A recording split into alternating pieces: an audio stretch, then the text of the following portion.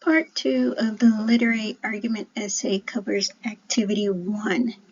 This is for readers who struggle with rationalizing or explaining passages. By that, I do not mean you cannot understand the text. It's just you have difficulty constructing a concrete, comprehensible argument using rational words to a reader by the standards of advanced placement. You'll need to have in mind a particular animated character from a cartoon or graphic novel. This is a skill builder activity using the ACE Study Guide thinking map. This is the same map that will be used in Activity 2, Part 3A and Part 3B. If you know, or not just merely think, but if you know that you can justify your explanations according to AP standards, you can go ahead and skip this part of the video and go to Part 3. Let's get started with the first activity. Think of a cartoon that you watched because you loved it, not just liked it. This is not a character you have forgotten their name or you have to ask someone their name or the title of the cartoon. It should be a character that immediately comes to your mind and you can talk about the character with a smile in your mind and excitement in your words. Choose a character that is also appropriate for kids 10 years old and younger. Your goal is to rationalize the importance of having the character in your life. What did that character instill in your impressionable youth that continues to validate you right now at your current age? Write one cartoon character's name in the center of the analysis. For me, my character will be Scooby-Doo. Do not write the name of the cartoon. Pick one character and focus on that character. Though I did not love all the versions of cartoons that Scooby-Doo, quote, acted in, end quote, but the series I do love, I still watch today since I have both DVD and streaming versions of each.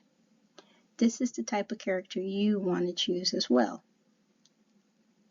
On the screen, you see random questions like those used in the 6 W's of Prose video. Get a timer and set it for 5 minutes. The goal is not to answer every question in each square. If you are answering every question, you're hindering your creativity. The purpose of this activity is to strengthen your ability to write creatively by being able to mentally combine seemingly unrelatable information. You want to answer the questions without having to research the answer. You can think about it, but you do not need to research the answer. This means you may end up answering a question in role, but then only answer 3 questions in trait, and then 2 questions in development, and so on. Since these are notes, you do not have to write complete sentences. There is no order to how you answer the questions. Ideally, based on your knowledge of your chosen cartoon character, answer as many questions as you can in 5 minutes. When the message finishes scrolling on the screen, start your 5 minutes timer and pause the video. Resume playing the video after the timer.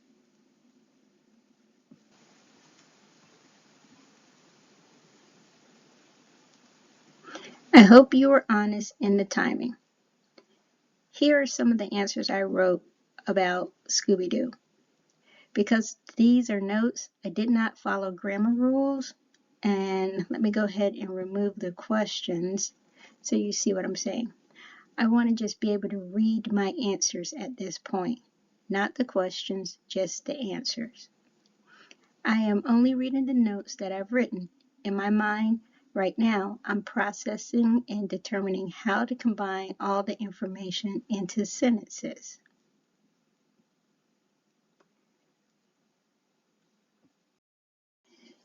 Using the notes, start to draft and rationalize the information into 2 to 3 paragraphs. You'll see what I did with my Scooby-Doo on the screen.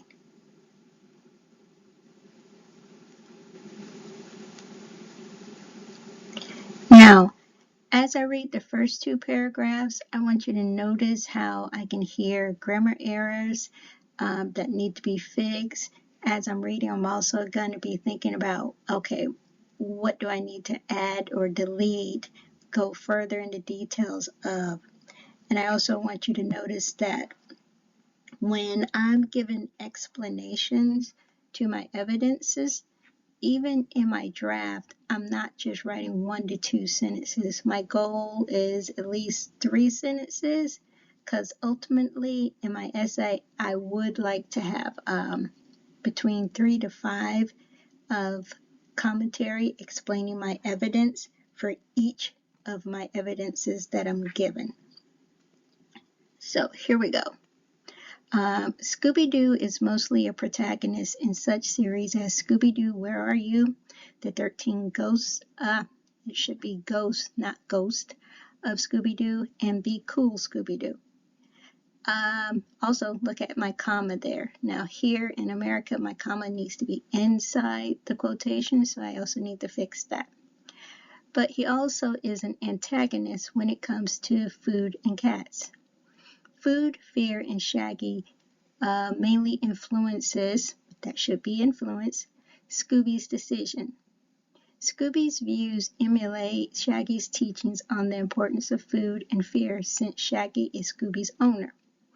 Food is Scooby's strength and weakness. Having delectable food motivates Scooby towards getting into trouble, yet it also makes him brave when it comes to his Scooby snacks. This obsession over food often creates inner conflict on whether Scooby should overcome his fear in hopes of getting a wonderful meal.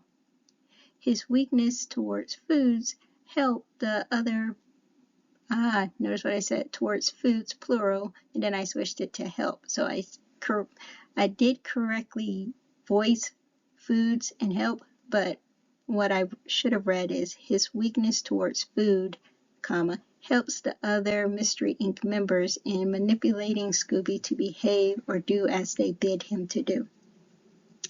In the real world of the animation series, people outside of the Mystery Inc. gang see and treat Scooby as a dog, to which Scooby often will respond, "Dog, where?" in a voice articulation of a person who does not move their lips or jaw when speaking. This diction can be heard when he pronounces Shaggy's name as Raggy, using the R in place of the SH sound. His response to being referred to as a dog shows how much of a human he sees himself as.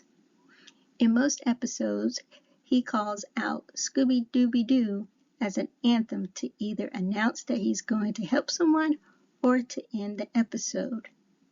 To express emotions, Scooby's facial expressions mimic those of canines.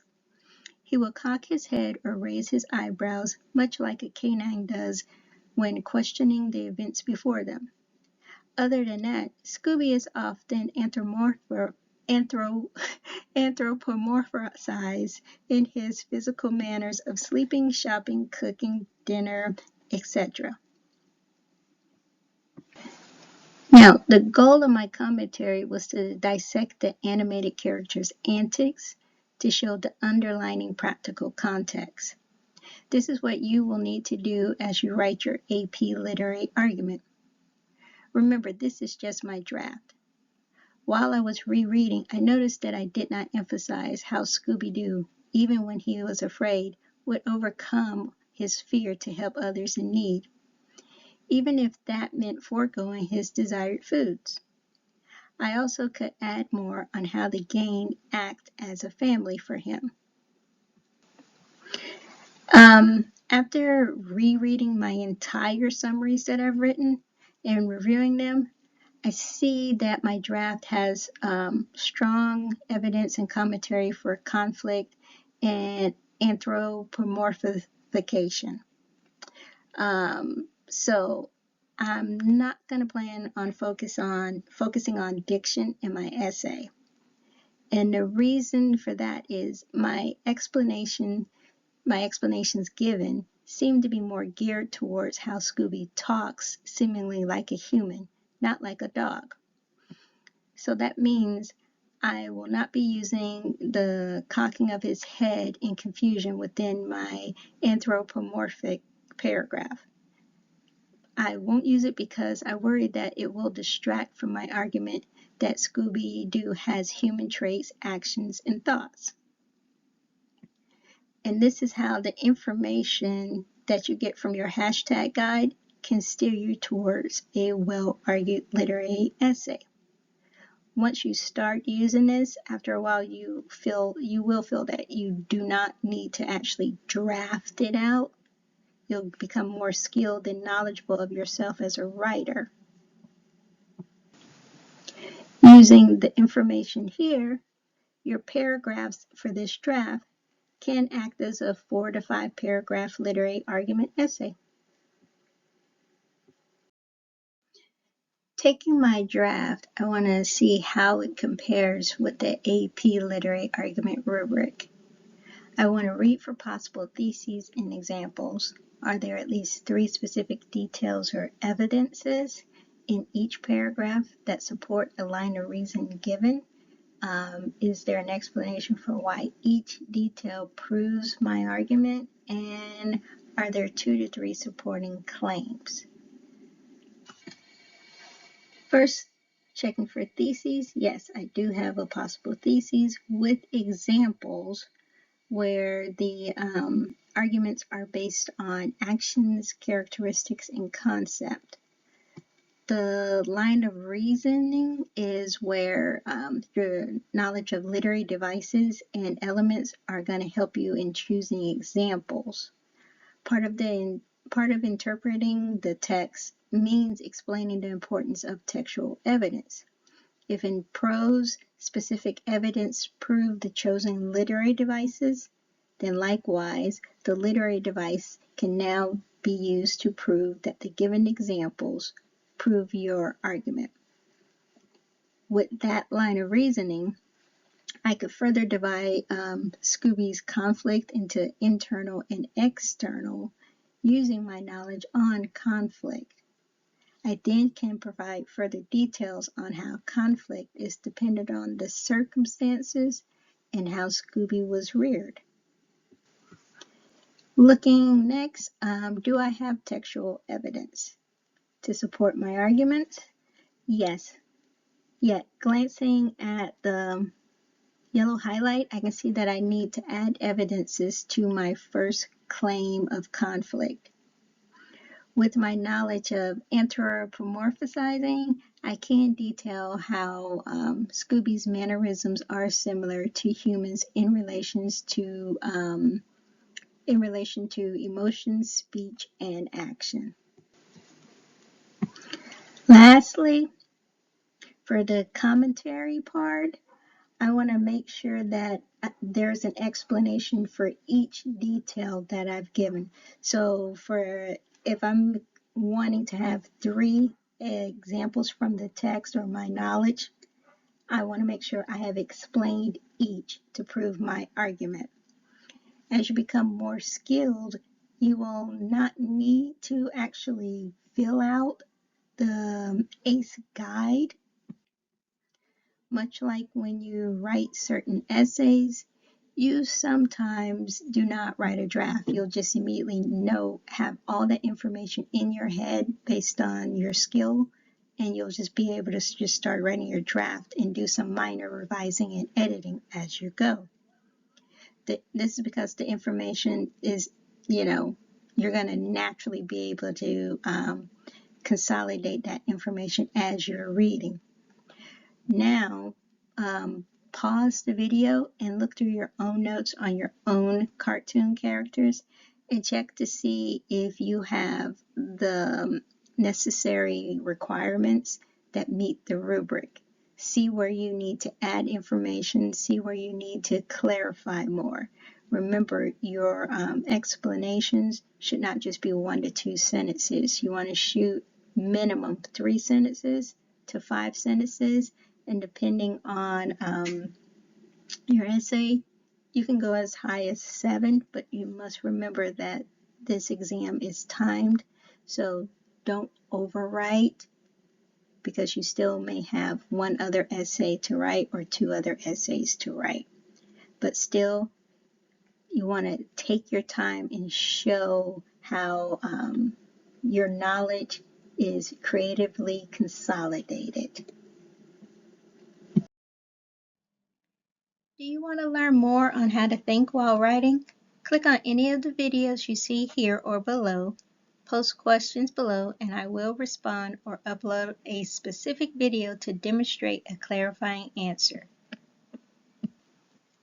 If you feel you've learned the thought process that helps you with writing, please click the thumbs up, or even better, share with someone else who you think would benefit to watching. And I definitely would appreciate it if you subscribed.